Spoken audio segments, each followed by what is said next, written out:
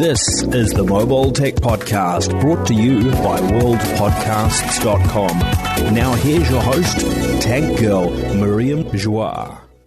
Brought to you by Audible. Stay tuned for a special offer at the end of the show.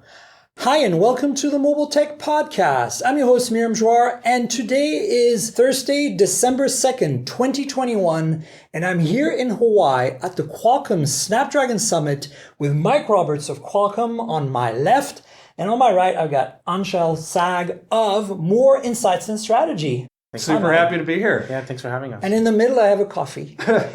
So, a lot was announced this week, right? Like, this has been a pretty awesome show. So, Mike, do you want to walk us through what was announced and how significant it is? Obviously, very significant, but my point is, what difference is this going to make for people buying phones next year? Yes. And laptops and maybe gaming devices? Absolutely. By the way, everyone runs on coffee at Tech Summit. So, this will not be the last cup of coffee for sure. Exactly.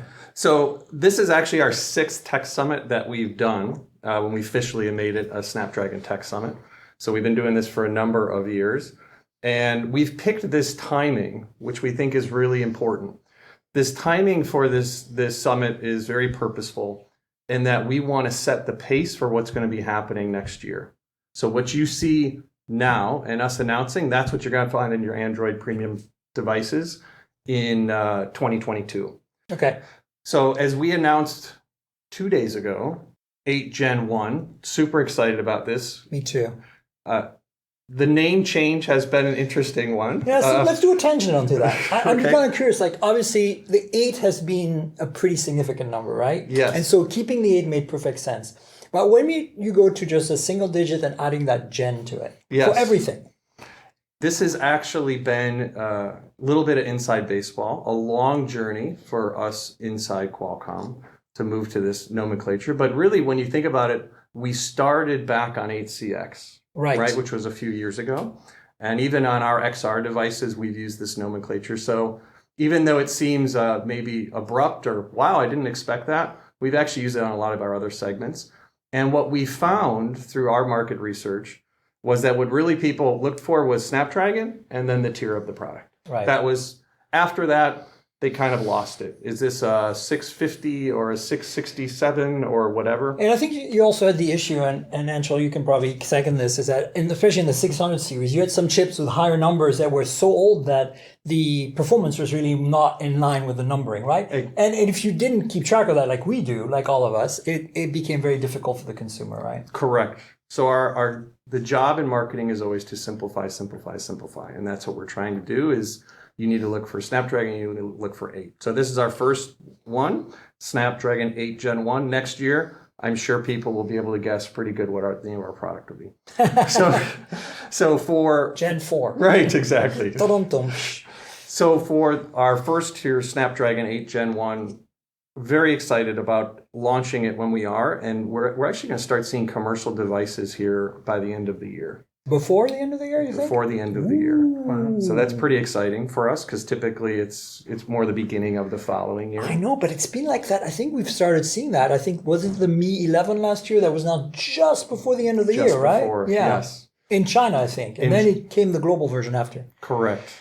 Yes, China, in general, they want to launch as fast as possible after we announce it. And they're not encumbered with the holidays. Correct. Well, they are actually. Chinese New Year. Chinese New Year, but that's later, you know what I'm saying? Well, Correct. I mean, it gives them enough time to like get Fill the the marketing channel. out there. Yeah. Exactly. That's why they're not afraid to launch something on December 27th. For us, it seems odd, but Yeah, yes, but for for them, them, it's it's like, fine. that's absolutely 100%.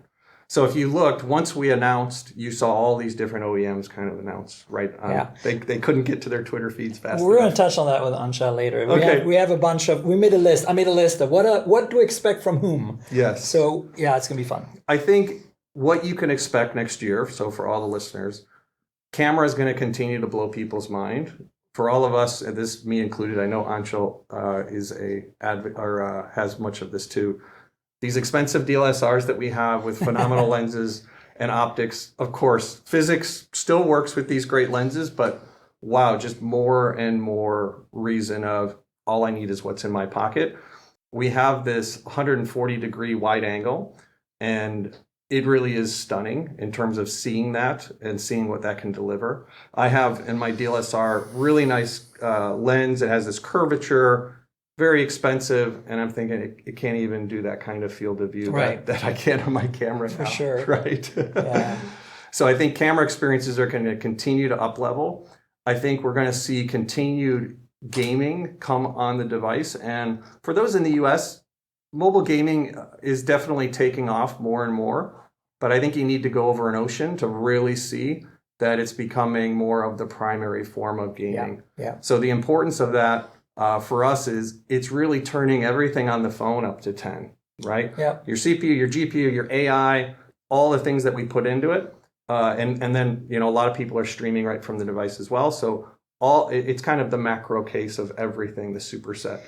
So what got me interested, and we're not going to get into the details here, but somebody who loves photography, there's a few things that stuck out for me. Of course, the combining two lenses to create a 140-degree ultra-wide view, yes, a panoramic view, without having to pan and scan like we've been doing forever. Mm-hmm. That's interesting, and I'm really hoping we actually see this on devices where they combine the main with the ultra-wide, or two ultra-wides that are there just for that, right? Correct. Because I think at this point, it's obviously the only way you're going to be able to achieve that. Either you add an extra lens or you just somehow use, existing lenses somehow.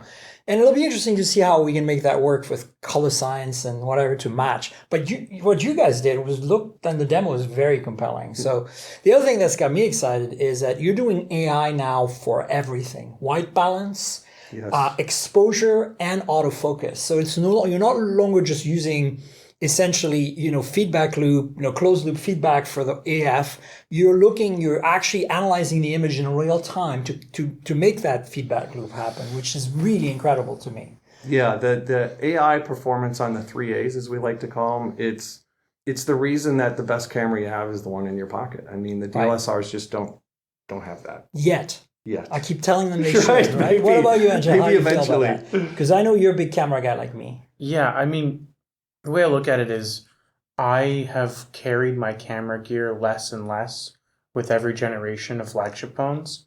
And unless I really think I'm going to go out and take some crazy good shots, I pretty much am satisfied with my S21 Ultra. Yeah. Which we're using to record this podcast. That's Little right. ad for Samsung. You're welcome. No, but seriously, I agree. I think for me, what stands out here is also the fact that you have triple ISPs again, but it's 18-bit throughout the entire pipeline, which is unheard of again even in regular photography like in DSLRs, right? So, the ability to do 8K HDR and then take a 64 megapixel camera still on top of it is just, it's crazy. I mean, you couldn't buy a camcorder, if I can use that term, if that's still used today. I love that term. Right? Kids right now are going, what is a camcorder? GoPro, I don't know. But you can't find one that does 8K, nonetheless 8K HDR, right? And the ability to take that, because I do that all the time. I'm recording, but I do want to take a good picture as well. And, on some of prior generations, it's not as sharp as you want it to be. And to be able to take 64 megapixel camera is pretty incredible. Yeah, and we also ran into problems with frame rate. Right? I mean, you sometimes get a glitch in that spot, right, on the video. And I mean, it wasn't like somebody was screwing it up. It was just like the nature of the beast, right? You just didn't have the compute power to do it. Absolutely. So they gave you the feature, but you didn't always want to use it because you didn't want to compromise the video. And if you're just doing tourist stuff, it's no big deal. But for us who do professional work on our phones all the time, it becomes a real problem if you drop a frame or two, right? Yeah, definitely. So what else stood out for me was I think that we're seeing more AI and ML optimized cores. And I think that for those of you who are going to be looking at the benchmarks of these products in the future as they come out, I think keep in the back of your mind that AI and ML are going to be the thing that we want to focus on in terms of performance. And I think you guys are going to deliver on this one. It's an area that we're really leaning into of on-device AI. I think that's our area to really own, and it's an area that we have influence in. And the amount of AI that is incorporated into everything, not just, to your point, not just imaging, which is kind of naturally what we think about, but even in 5G and the connectivity, all of those AI machine learning is going into having to make sure you have a better connection, Right. right? So to your point, across every single chain, every single experience, that's why AI is becoming more and more important. And you have to do it at low power, Yeah. right? That's where the on-device part really comes, of having these optimized ML and supporting all the frameworks that you need to. If you have AI in the data center, you can do pretty good by just being supported by the end company, right? And putting your stuff on there. Different on device. So many different frameworks, so many different neural nets, so much optimization that needs to happen. I mean, you can't always get online to get your cloud-based AI. Sometimes you need it to be on the edge, and it needs to be instant and there. And so to me, I think both are very critical. And of course, you're doing pretty good with 5G on that front too. So, right. So that I think is nice that you have the whole package. Before we switch to the next chip, because I don't want to run out of time and waste your time. What else really stands out on the 8 Gen 1? I think the overall performance of the platform that we have and the software optimizations that we've had with a lot of different ISVs. We had Android, we had Hiroshi come on, which was fantastic. You guys had like a rock star studded team of guests on this entire thing. It was amazing. So I think the partnership between us and Android is super tight. We're defining what the flagship device is in the future. And so I can't wait to see what the OEMs are going to take all this. We developed the superset, right, of everything. You build the infrastructure. That's right. And then the OEMs figure out, where do I want to lean this device into? It does it need to be more of an imaging device? Do I want it more of a gaming device? Whatever it may be. Yeah. And so for me, the exciting, the frame, if you're a gaming device, you want to have super high frame rates on your display. So all of that, to me, that's the exciting piece of we've in many ways, here's the arms dealer, and now you can go make your nukes with it, right? And figure out how you want to do battle with your own devices. That's a good analogy. Anshel, anything else stuck out for you on 8 Gen 1? I think for me, the ISP was really like the 18-bit support. Yeah. That's a big deal. I think it's going to enable a lot more high-quality imaging applications. There was a little bit of people talking about the ISP inside of the sensor hub, and people misunderstanding what that does. Yeah, that's going to need a lot more explaining. I think maybe the way I would explain to people is, don't think of it as a camera, think of it as yet another sensor in the sensor hub. So the output of that sensor is not an image, it's a set of data that says, I see a face, I see 3 faces. And so if you see one face, and your phone's unlocked, that's okay, because you see one face, that's you looking at the phone. I now see 2 faces. Maybe I should lock the phone. So I think it's not so much the data being sent to the phone to process. It's more like the phone's getting data from the sensor hub that says, hey, 2 faces, right? Like it's basically that. And it's a stream. They can't store the data. So they can't store the photo, the image of the camera. In the same way as the sensor hub tells you, you just move the phone 12 degrees in the X direction, right? With the accelerometer. Or the light just changed from, 12 lux or whatever, right? The ambient light. So think of it that way, and I think it becomes a lot less scary, because then it's just streaming images from the sensor, but those images aren't stored anywhere. There's no room to put them anywhere. So well said. Boom! Well said. I fixed it for you. Yes, you nailed it. Yeah. Okay, let's talk about 8CX Gen 3. So this is exciting to me, because here's the naming convention. You've already been using it with 8CX, right? Yes. And super well, too, because it made sense. I think it's nice because we didn't set our expectations too high. We're like, oh, well, it's an improvement of a Gen 2. Right. It's a Gen 3. But then when you look at what you're delivering, it's actually pretty impressive. Yes. And I think when you name stuff like this, not every generation is going to have the equivalent, right? So from Gen 1 to Gen 2, it was a more modest increase. Yeah. Gen 2 to Gen 3 is significant, right? Brand new chip, new process node, first 5 nanometer in Windows PC. This is something we've been working on, for 3-4 years, right? This is one of those big bottoms up that we've built. Yeah. I'm really hoping, for me, I mean, obviously we could go into great detail all the things that have improved a lot of it is, again, similar to on 8 Gen 1, in the sense you got better 5G, better AI and machine learning, Yes. tons more ISP stuff because people are using their laptops. This is, by the way, a laptop chip, if you're not following, tablet laptop chip. And so Windows on ARM chip and Chromebook chip. And so as such, you're going to need more and more, we're all doing video calls and Zoom calls and stuff. So better ISPs was a big deal. And that, that was easy because you're already doing it anyway. So Absolutely. and then overall better performance because I hate to say this, but Apple's done a very good job at showing what what ARM can do. Well, it does show it is an inevitable move to ARM Right. for PC. I feel the same way. But it is a journey.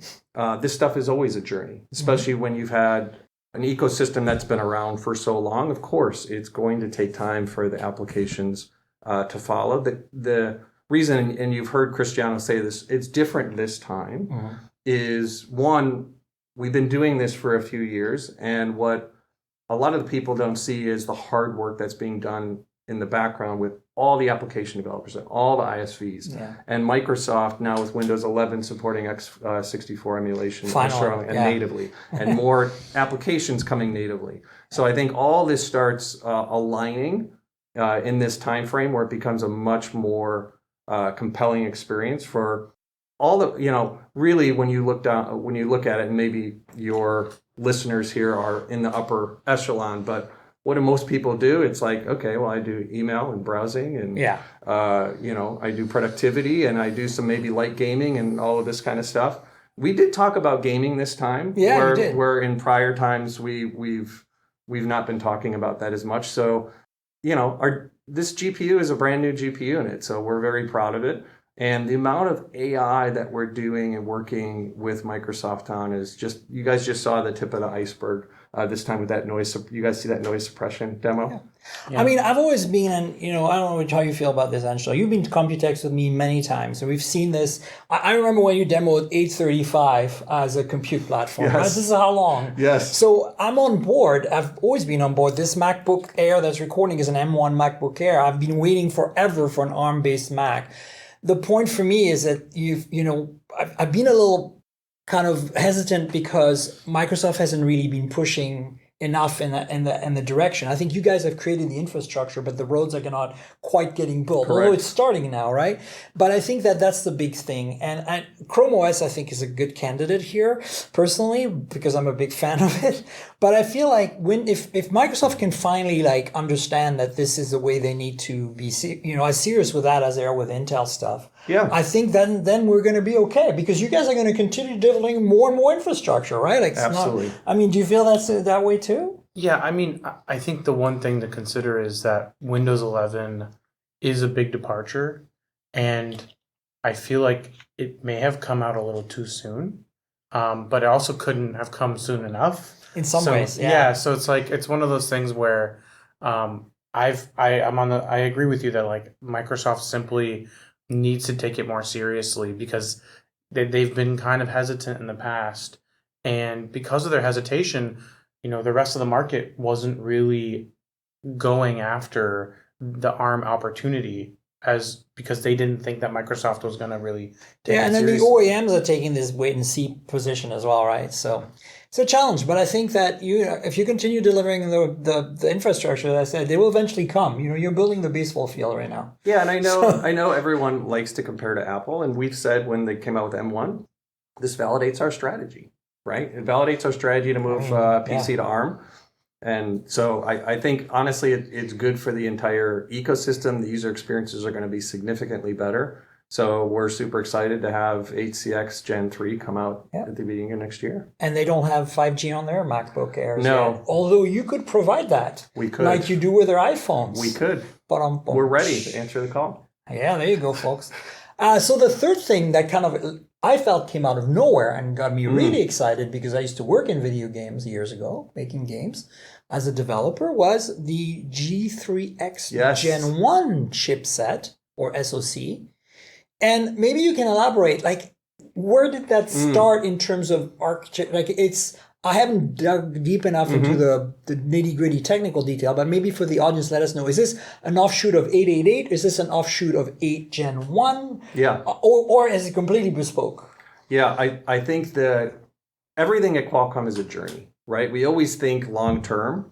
And so even many years ago, especially in Asia and in China, you'd see, even with our mobile chips, people were making gaming handheld devices. Right.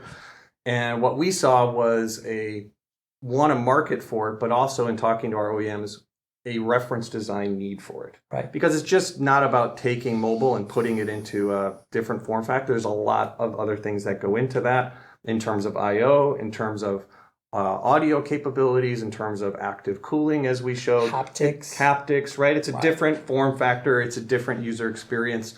Different refresh rates are going to be required, different power. You have obviously a nice size battery in those type of devices, but weight still has to be a factor. So we took all these things in, looking at the end device and the end user experience, and said, we'd like to build a reference design. And we did that for XR. I mean, Anshel, right? I was going to say, could this chip be used for XR as well? Or are you going to keep that separate? I think we'll keep it separate. Okay. I think the reference designs are purpose built for that vertical. Right. I mean, XR is very different in terms of what those end devices need. The power requirements, obviously you can't throw a massive battery in an XR headset. It's different. So for this, we really looked and said, how can we take our core one roadmap, which we've been talking about a lot over the last few weeks. We have this one roadmap underneath, right, of CPU and GPU and AI and our ISP technology, et cetera. And how can we do that and build a purpose-built device? And doing that with Razer was really a fantastic, perfect match. Perfect, right? And I think there's probably... Do you guys get a feeling there's concern over the ecosystem around that with Android gaming and with streaming and where things are going? I think this is an Anshel question.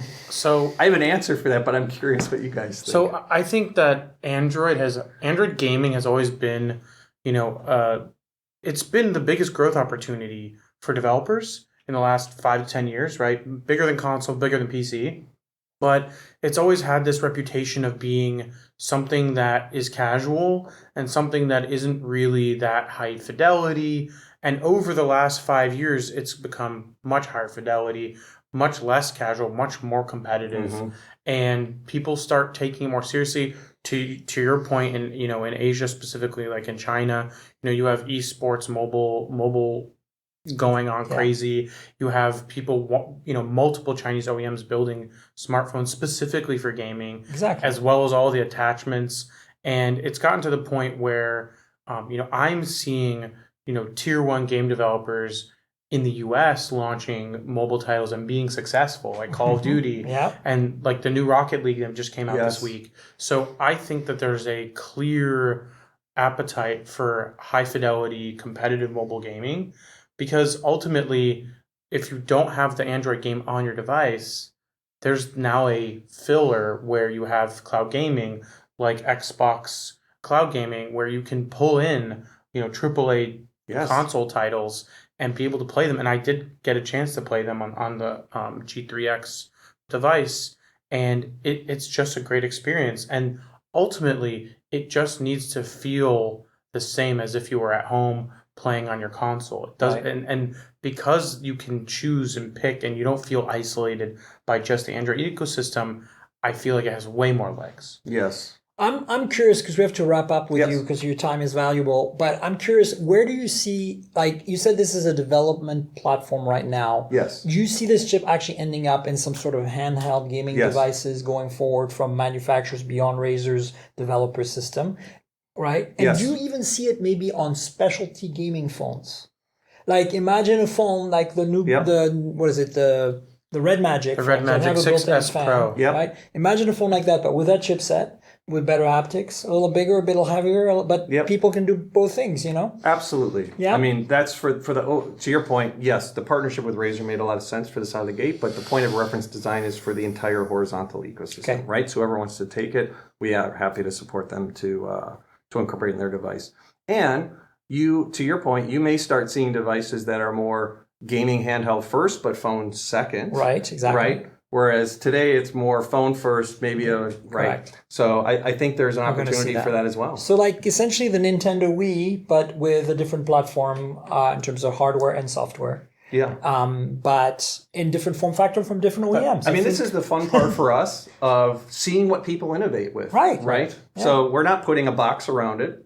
Go ahead, Anshel. I was going to say, I think Micah said it does not actually make phone calls, but theoretically you could use Discord. Over IP. It would have to be some kind of IP calling thing. Whatever. But I mean, gamers mostly it talk has to their 5G, friends. so whatever. Well, what I was going to say is most gamers talk to their friends over Discord anyway. Yeah, exactly. Correct. So, well, I can't. Who uses voice phone calls? I know. I can't wait to see what happens with that. Right. My only last question is, why wasn't that called 8 something? Oh, yes.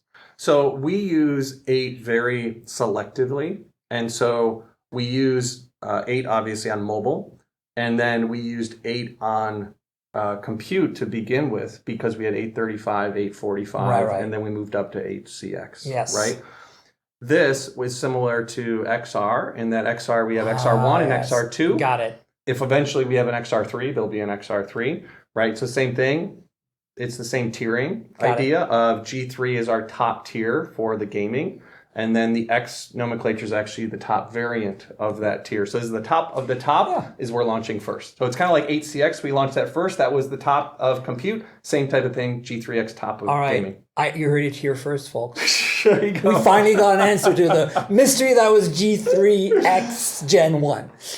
Well, thanks, Mike. Oh my gosh, this was so fun. Fantastic. I'm so honored to be part of this podcast. Absolutely. Anytime I'll have you on again at some Awesome. point. Thanks, everybody. Appreciate being on it. Thanks for being on the show. So, Anshel, what do you think of all this? I mean, we were nice. Now let's be mean. No, I'm just kidding. No, I don't have any reasons to be mean. Like, I think I like what I've seen here. Like, why would I not be happy with this, right? Yeah, I think overall it's a pretty solid lineup. I think the 8CX Gen 3 is, I think they really juiced the AI performance on that. And I think they're holding back with Microsoft on something because they said they were going to announce something at Build. And I have a feeling there's going to be a lot of AI performance use coming from Microsoft.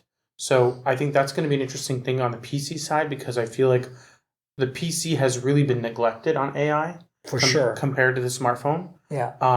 And as we get more smartphoneification of the PC, I think we're going to see more AI use like we do already in the phone. For sure. And on the G3X, I'm very excited about it. There's so much potential there. And so many people are so excited about it because the handheld platform has had many chances. And every time, there's been something that was missing. Yeah. And I feel like when you look at the G3X as a platform, having, top tier Wi-Fi 6, 5G capabilities, great GPU, good battery, good thermals, like it's the perfect gaming device. Yeah. And it's going to be good for both cloud gaming and for home streaming as well as local gaming. So you can game however you like. And I think that's really the big deal. Yeah, and I feel like, to me, if I had to pick one thing that was really exciting about this entire summit, I think that's it.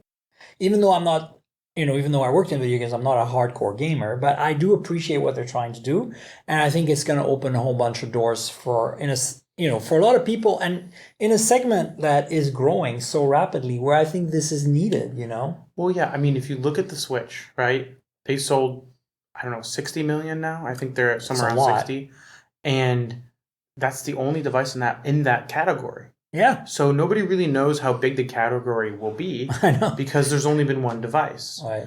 And, if you just looked at the iPhone and that was the only device that was on the smartphone, then you wouldn't know how much bigger, the smartphone industry could be. Yeah. Unless you had more competition. So I think, having the Steam Deck is going to be a good thing for handheld gaming. And having the G3X will I think the way that G3X is positioned is uniquely different from all the other handhelds. So yeah, I've heard rumors, and again, Mike didn't want to say, but that it's based on an 888. Yeah, I've Plus. heard those rumors as well. And I mean, it would make sense. But yeah, it seems like I've seen the performance of an 888 Plus with cooling on the Red Magic 6S Pro. It's great. And it's great because it maintains that consistent performance.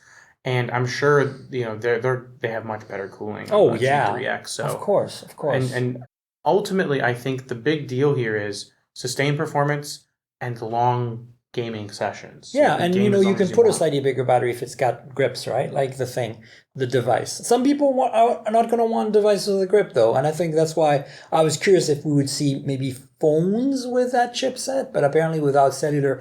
I mean, it's not a big deal breaker for a lot of people, but I think it still requires that you to carry a real phone separately, which is a bit weird, but I'm surprised they didn't just put cellular connectivity in there. I mean, like it's a voice connectivity. Yeah, it's data only. Yeah. But Well. I think ultimately it's it's going to do most things for most people, but not everything for all people. No. And I think we're going to continue to see gaming phones based on the 8 Gen 1, right? Like we've Totally. seen all this time. And it'll be interesting to compare the performance, actually, especially on a air-cooled 8 Gen 1, like a Red Magic, it's an interesting world we live in. And I mean, to me, the second thing that's going to be exciting, of course, is the 8 Gen 1 because, well, phones. And I am very impressed with what I've seen in terms of AI performance. I can't say more than that, but I can say that, wow. Yes, we can say that we did some benchmarking. We did, but I can't say the results. No, we can't. Yeah, and that's the biggest thing I think we're going to take away from performance to me is AI and ML performance. And it doesn't seem like a big deal until you realize what most games are doing these days, what most photography is doing these days, what most, like that thing with the Pixel 6 when you talk to your phone and nowadays it auto punctuates and it figures out like what you like your intonation and stuff. That is all AI ML based, and it makes the user experience delightful. Like it just improves the way you use your phone. Yeah, well, I mean, if you look at how much Google has prioritized AI performance, right? Like they are going both legs head first. They are all about AI performance and ensuring that they have the best AI performance on their devices. But we'll see what Google can do with the next generation of the Tensor compared to what Qualcomm is doing with 100%. So, that's basically the recap for the summit. I feel like we've gotten over all the important things. You've heard from Mike. You've kind of heard our commentary. What about demos? What was the coolest demo you saw? I was a little bummed with the demos somehow. Like I felt like a lot of the audio demos were repeats of what I saw in New York City for the Snapdragon Sound announcement. What about the noise canceling stuff? I mean, that's really great, but I expect like as soon as you start putting like neural networks in there, you're going to get that kind of performance. I mean, it's nice to see it in action, especially on a laptop, right? Like on a phone, we've already seen that somewhat, but on laptops, that's the big, Achilles heel right now. You're on a Zoom call and, Absolutely. fire truck goes by or in an airport. Yeah. So, I mean, a lot of the demos around sound, and I think were really impressive around canceling sounds beyond the usual fan continuous type stuff, like dogs barking and howling of sirens and stuff like that. It was pretty impressive. And I think you mentioned earlier the 140-degree panoramic one. Yeah, that was pretty cool. And, bokeh video, which Apple already does. I didn't feel it was much better or any different. I mean, I think that still needs a lot of love. Yeah, I think eventually, again, more machine learning thrown at this, and we're going to get to a point where, it's going to actually deliver, like when it knows which person to pick and does it well, which Apple also still needs to work on. But Qualcomm also in their demo was kind of meh. Well, the thing that got me excited, I think if there's one demo I got me excited about, other than the 140-degree, automatic panning thing. Well, that's not an automatic panning. It's a live panorama, basically. Live stitch. Was the 3 cameras not just previewing and you pick one, but actually recording simultaneously. So imagine your Pixel 6 Pro here, I hit a button and I'm recording from the telephoto, the ultra wide, and the main. At the same time, I get 3 videos in my feed, or a combined single video with them like switching. It's kind of cool. We've seen that before, but you have to pick 2 or something, right? Like this is all 3. Compromise. And it's all 3 at like what, 4K or something ridiculous? Yeah. Right. And I think the one demo that got me the most interested was the modem one. Partially because it got your phone. Because it partially owned me. Do you want to explain? Yeah, so the modem demo was a demo where Qualcomm was showing off its algorithm that's embedded into the modem that allows the modem to prevent a attack from a Stingray-like device, Right. where it fakes that it's a cell tower, then kicks you down to, say, 2G from 4G, or all the way from 5G to 4G to 2G, and sends a text message that appears to be Legit. a legit one from your bank or from whatever, and gets you to click on a link, which then basically Malware. owns your device. Yeah. No, that's cool. And it's funny that they had it set up so that it would only capture their demo devices, and it captured yours. Yeah, I had bad cell signal in that room, but it was kind of funny that it happened. I'm not going to lie. There you go. So that's another thing that's built in, which is nice for the 8 Gen 1.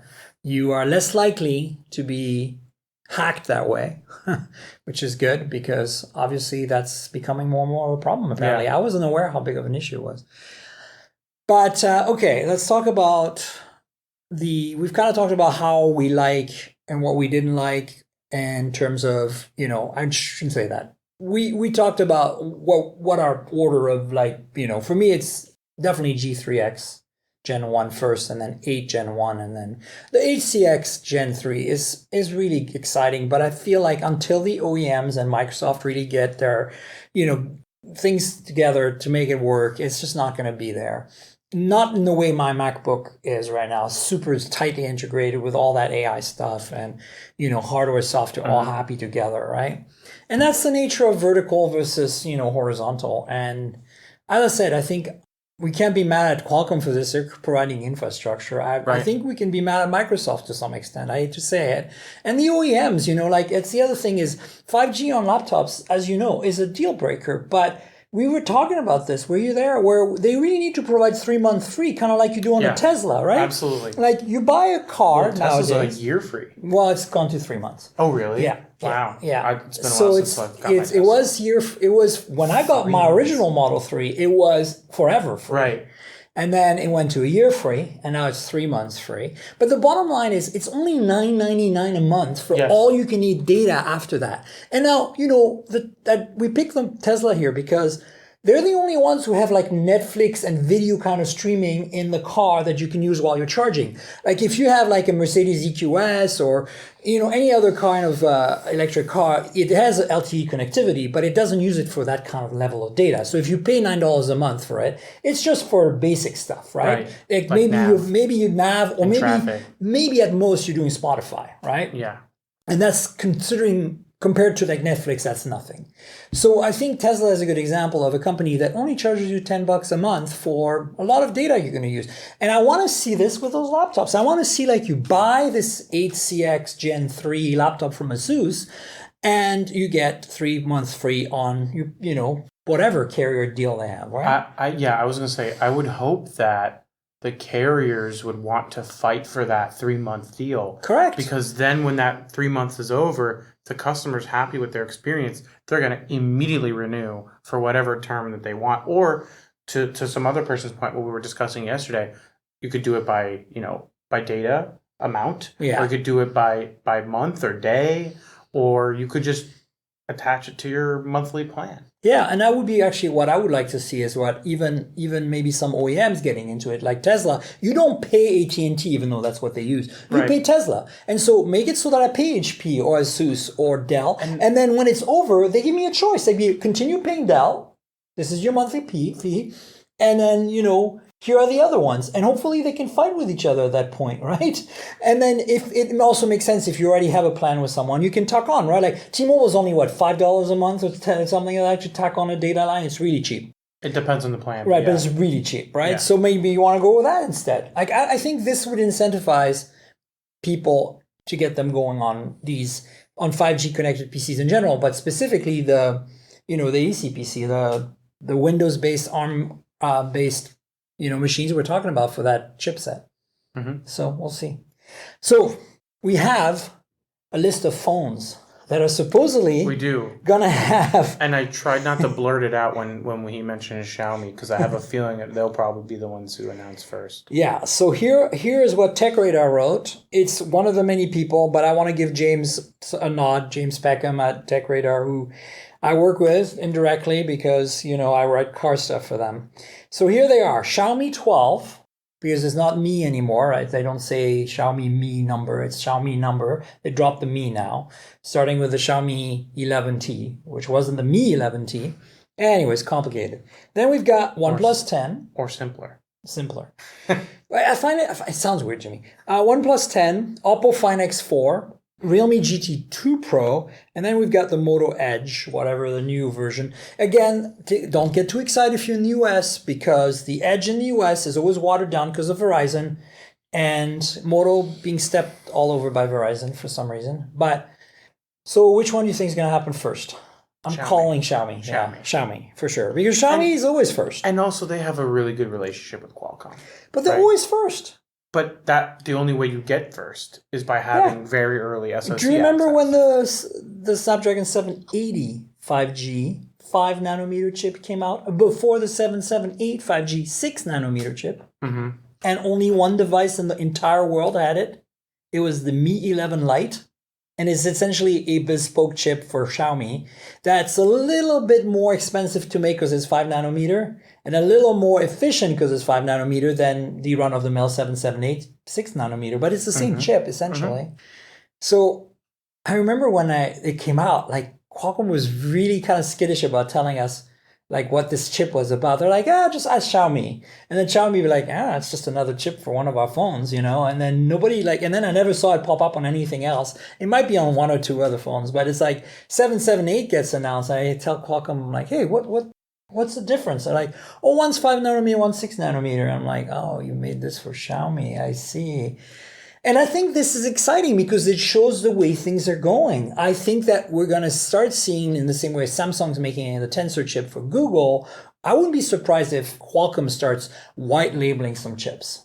I could see that. I mean, they did the SQ1 from Microsoft. Right. They already did it, right?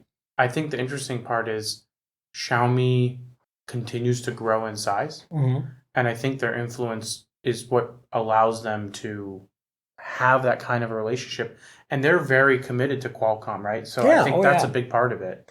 I mean, it's exciting. I kind of love what they're doing. Like, give you an example, like the Mi 11 last year, the first Snapdragon 888 phone on the market, technically, because it came out in China just before the new year, our new year, is the best thermals of any non-fan-cooled, non-actively cooled phone. Yeah, I was really impressed with the thermals. And since it was the first 888 I reviewed, I'm like, thermals are great on the 888. Really and then the Galaxy came along and we're like, that's bad because it throttled after like 10 minutes. And then the OnePlus 9 came along and we're like, wah, wah, wah. Yeah. And then we knew, because after that, I mean, there's a couple of phones that stood out again after the Mi 11. But the Mi 11, they did something to that one phone. I don't know how they did it, but it's probably their graphene stuff that, they've been doing, the graphene cooling. Mm-hmm. But anyway, so Mi 12, I agree with you. Xiaomi 12 is going to be the first. Then I'm calling it right now because they're eager little monsters right now. Realme GT2 Pro is going to be next. The next one, okay. 100%. Because, I did meet with Tanya of Realme at the MediaTek Summit 2 weeks ago, and she very, very much hinted at that. Like, she was like, hold my beer kind of thing. Watch this. We've got something coming. So, again, China, I can see this stuff coming out before our new year, for sure. OnePlus 10, I think we're going to look at probably later in the year, right? Yep. Same with Galaxy S22, even though it's not on here. I don't know. 22 could come early like the 21 did.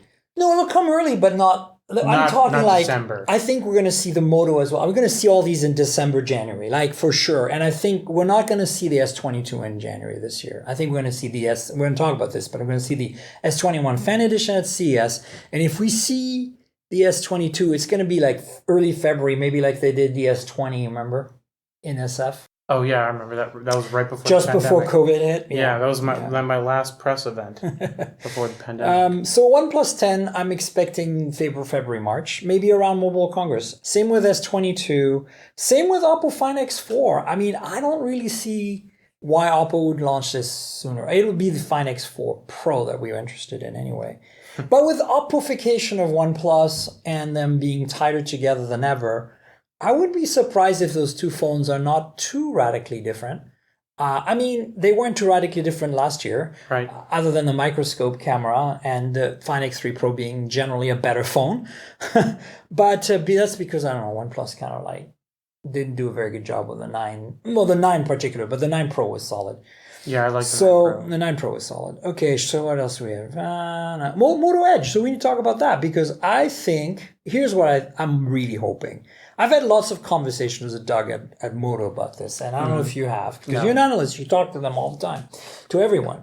My big thing has been, I'm sick, as I said, I'm sick and tired of Verizon coming along and dictating to Moto what they need to make at the mid to high end, right? In the US, when you see what they are launching in Brazil and everywhere else, like the Edge 20 Pro is a metal and glass proper flagship with 144 hertz AMOLED panel and a proper telephoto and optically stabilized main camera. It is essentially a flagship in the same sense the S22 Plus or the OnePlus 9 Pro or any other modern flagship would be, and it's very competitively priced. I think it's like $750 to $800, which is not cheap, but not Right. that's it's what flagship pricing. It's flagship pricing.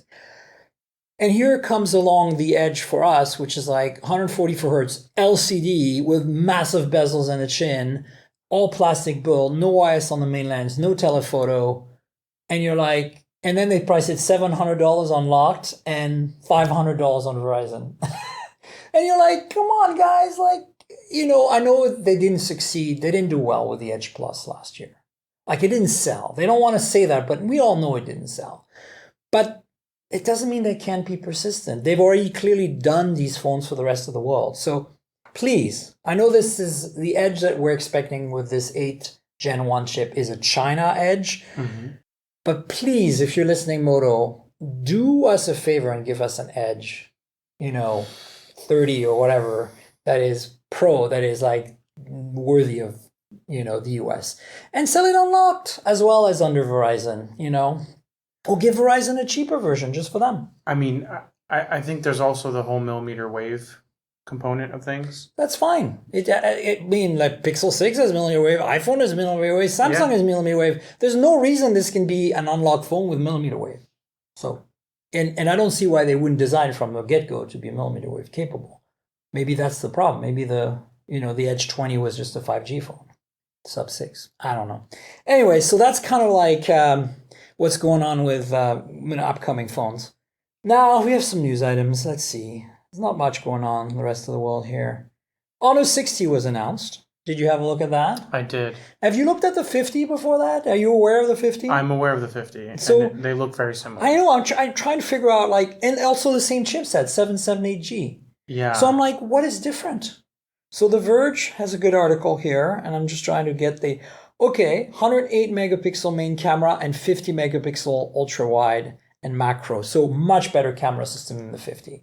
So the 50 right now has, I believe, a 50 megapixel main sensor, and then an ultra wide, and then a crappy macro camera. I have to look up the specs. Don't hold me down on that, because there's also a 50 Pro. But I have the Honor 50, and it's okay, but it's not super premium. So I think what they did is they just did very similar looking phone, very similar chassis, but then they pumped up the camera a little bit, which is nice because, those are nice specs. Tells us what we're going to expect to see. And 120 hertz OLED is the same as the other one. So yeah, so there's that. 100 watt fast charging on the 50 Pro. No, actually, that's the 50 Pro. So the 60, let's see what the maximum is on the 60. Oh, it's 66. So that's the difference. It's interesting, right? Yeah. I don't understand the Chinese makers sometimes. 4,800 milliamp hour battery, and yeah, I mean, I don't know. How do you feel about the whole Honor Huawei thing? I'm a little concerned that they're too similar to their Huawei equivalents. Have you noticed that? Yeah. Other than the OS and the GMS, right? And do you feel that it's do you feel it's because they broke away from Huawei recently, and so they co-developed these things maybe? But it's been more than a year now, and I'm like, at the space things are developed, right? Wouldn't it make sense for them to have their own stuff going now? I think we might be at the cutoff. Okay. So I think whatever comes next year will be the determinant of whether or not they continue to work together. Yeah, I'm just a little concerned that, it might put Honor on the ban list because they're so similar. Well, I mean, I think Honor has a very different brand recognition. Yeah. And they always have. Only the people who know about the mobile industry even know that they're remotely the same company, even when they were the same company. No, and I get that, but there's already been talk in the politics world to add Honor to the list. And when you see their phones, like the Nova 9 from Huawei and the Honor 50 are literally identical, other than one running Harmony OS, which, as we know, is Android without GMS, and the other one running whatever their OS, Honor OS with GMS. And even like down to the menus are identical, like the settings menu and the dialog boxes that pop up when you have, I guess, like, holy crap, like, come on. It's been a year, 6 months. You could have done a little bit more customization. I mean, you look at Realme and Oppo and OnePlus, and they make twin phones, right? Like they're similar in specs, but the chassis is even different. So why didn't they even try to make a different chassis? That seems weird to me. I don't know. It's weird. Anyway, I support a good Honor phone. I'm on board, but I'm a little concerned. All right, another one I put on here is the Galaxy A13. So I saw that. You heard about the new Moto G Power that is for 2022, but came out in 2021 when we were in Motorola a month ago in New York. They did this thing. They invited us over to New York. We knew it wasn't going to be a super crazy phone, but they gave us this phone to review. But at the same time, they also poked our brain like we were analysts getting paid. It was great. They poked our brain away. What should we do going forward with Moto? Anyway, fine. The cool thing, though, is that we need more $200-ish 5G phones in the US, because in the rest of the world, you got Realme, Redmi, all those companies making really great phones that are affordable and have 5G. And so we started seeing that. But this is like Samsung going, hold my beer, let me show you what we can do for $250. And what are we seeing? 90 hertz refresh at 720p, exactly like the Moto. We're seeing a 50 megapixel camera, exactly like the Moto, main sensor. And we're seeing a Dimensity 700. And that's where the Moto loses because it has a 4G chipset. So we're seeing a 5G phone that costs $250 that has, I believe, an ultra wide, which also I think the Moto has as well. But it's pretty competitive to me. And, is it going to sell like hotcakes at Metro PCS, basically? Yeah, well, I think not just Metro, but if you think about it, their first carrier is actually AT&T. That's right. So they have like a timed exclusive for like 30 days with AT&T, then T-Mobile, and I forget what the other carriers will be carrying it. But ultimately, you have to remember that a lot of these carriers have people who are on these data plans. They're not getting flagships because they can't afford them. So having a $249 phone, that gives a lot of room for opportunity where they could offer it for free with a contract. 100%. And I mean, there are other options, folks. Like, of course, there's the Moto one if you don't want 5G. But then there is also the Revel phone, this year's Revel phone from T-Mobile, which I think is still the winner. It is $200 with a Dimensity 5G chip and it doesn't have a high refresh rate display, but everything about it is well sorted. It's not like spectacular, but you take photos with it and they look okay, and you put them through Google Magic Filter and they look great. And there you go, you're done, right? It's kind of exciting to me that we have phones for $200 in the US that don't suck, that have 5G. Agreed, and I was going to mention that right as you brought it up. Oh man, the Revel. I love the Revel. This year's Revel. I told last night we had a little T-Mobile party, and I talked to the guy who was in charge of devices, and I told him, I'm like, the Revel was a revelation. All right, next on the topics, we have a bunch of rumors, and I kind of want to taste your temperature on this. Have you been following the saga with the S21 FE?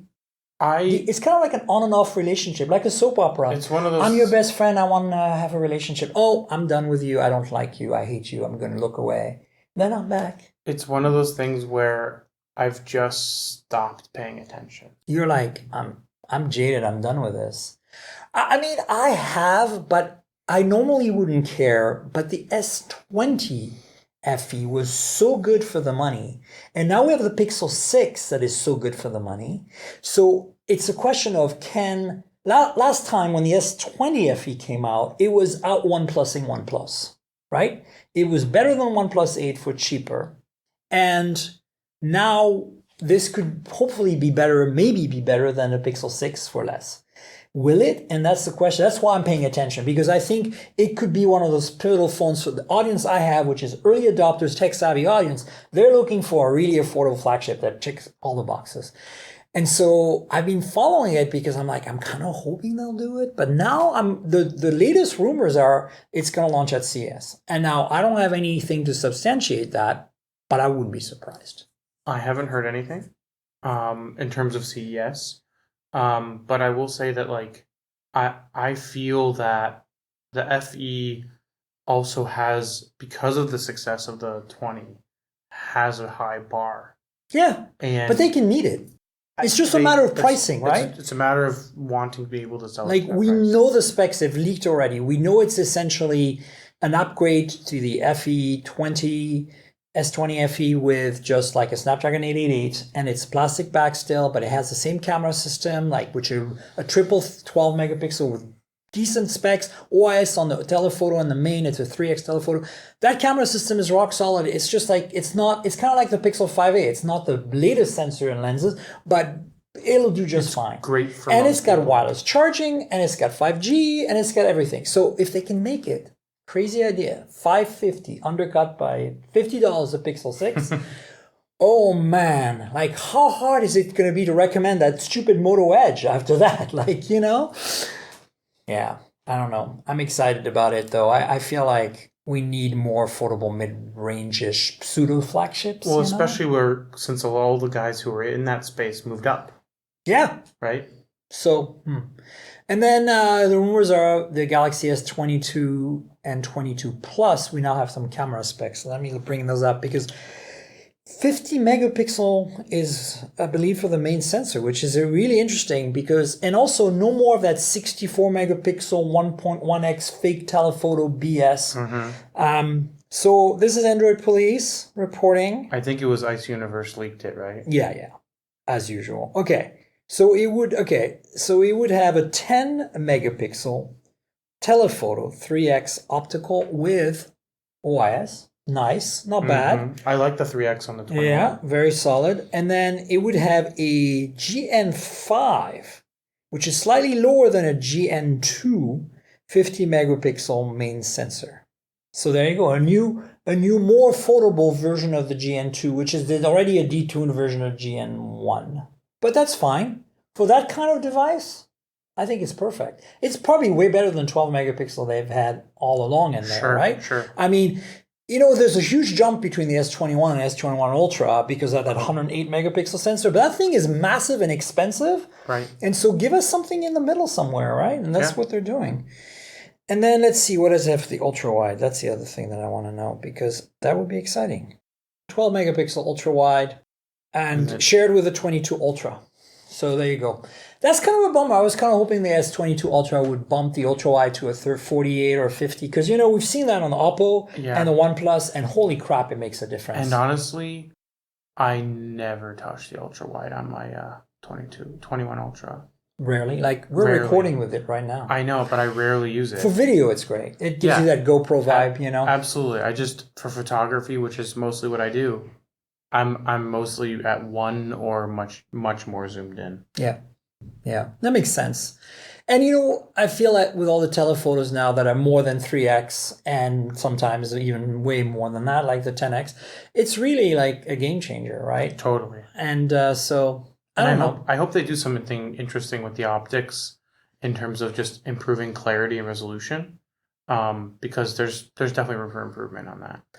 I mean, if you look at what Vivo's been doing, the X70 Pro Plus, that phone is bonkers. Like the T-Star coated Zeiss lenses that are glass lenses, they went all out. They have 2 telephotos with OIS. They have, one is periscope 5x, the other one's a 2x. It's actually a dedicated portrait lens with OIS. It's like, and that's why it's got the best camera so far. I mean, it's one of the best, and it's really impressive that they finally gave us wireless charging on that phone, which is the only thing that's ever missed from all the high-end Vivos that I was waiting for.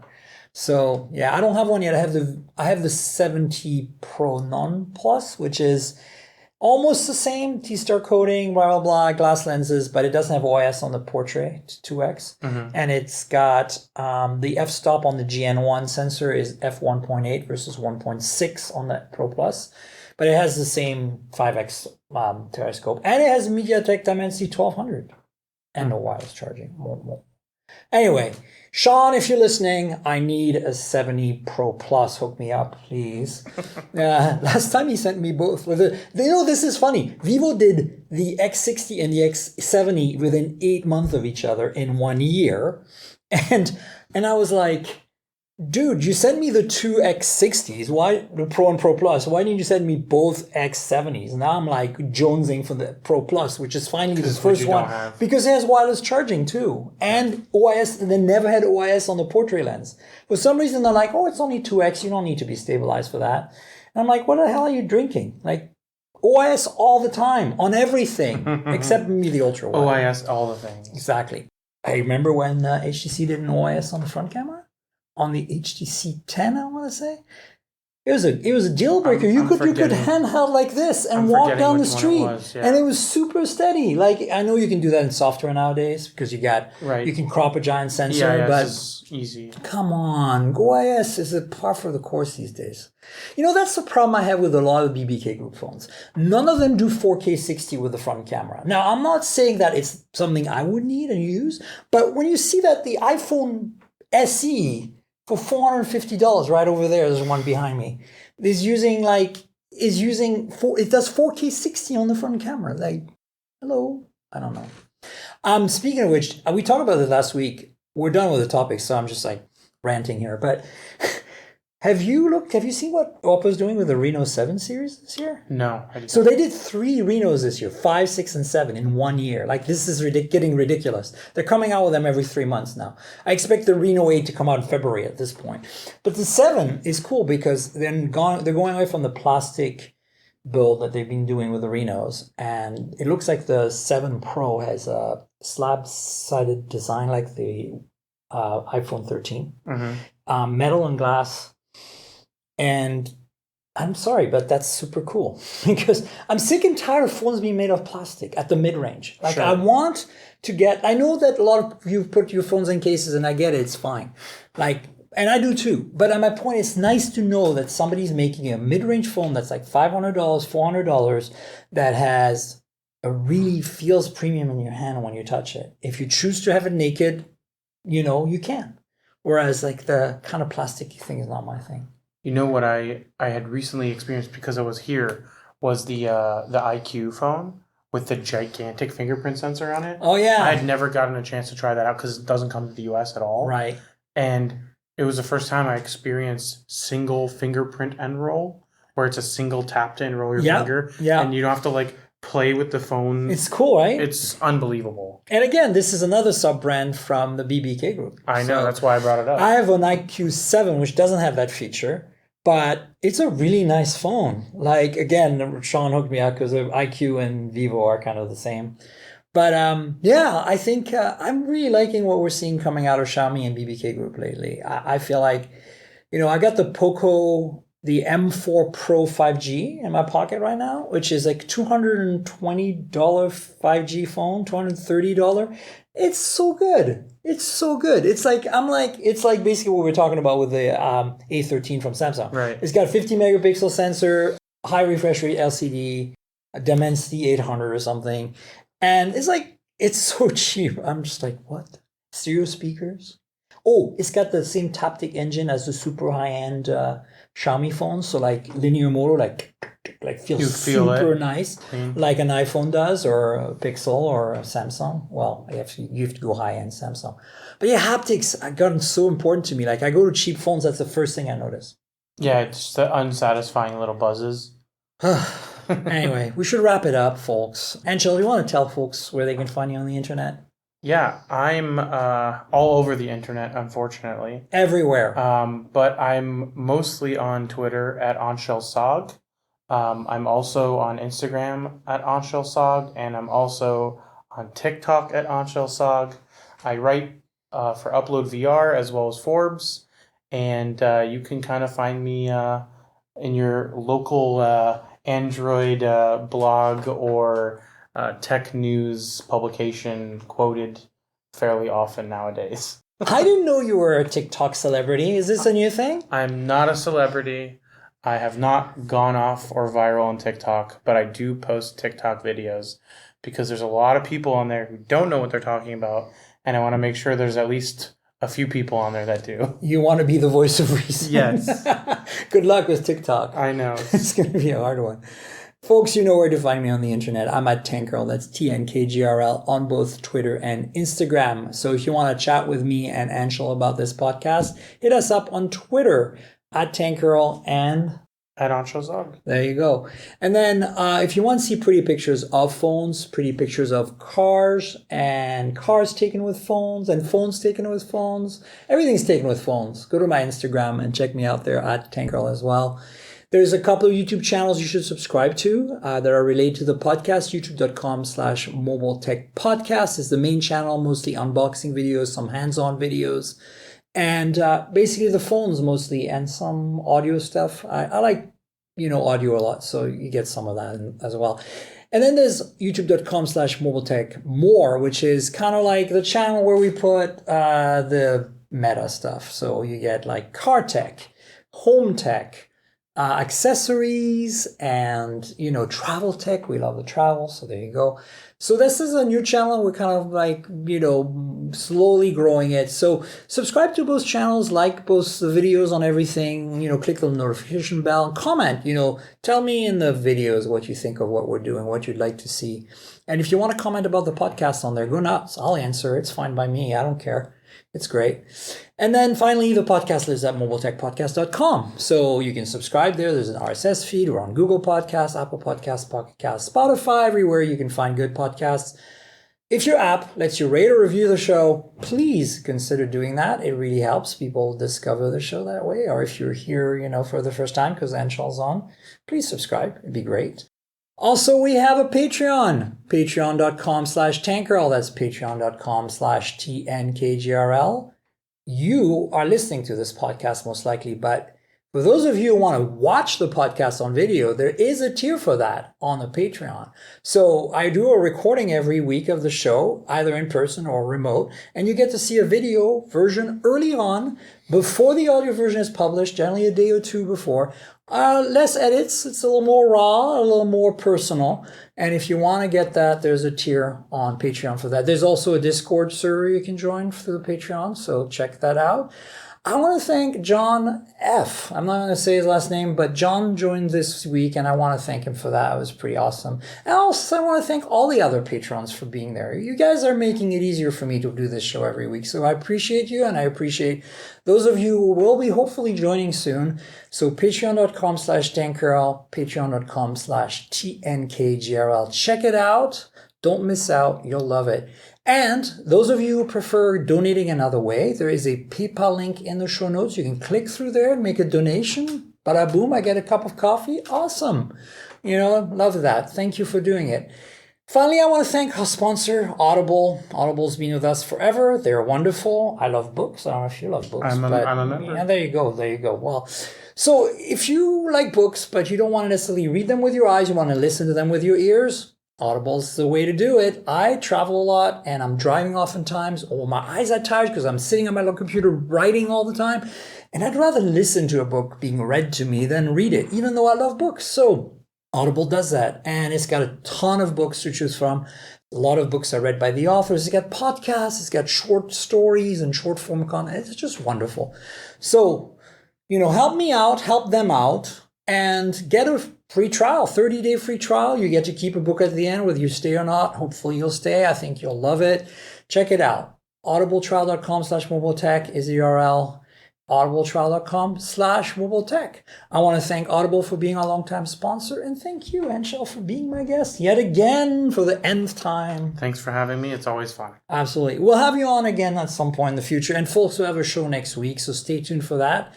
Until then, bye from Hawaii. This has been the Mobile Tech Podcast with Tankgirl, proudly presented by worldpodcasts.com. You can visit us online at mobiletechpodcast.com.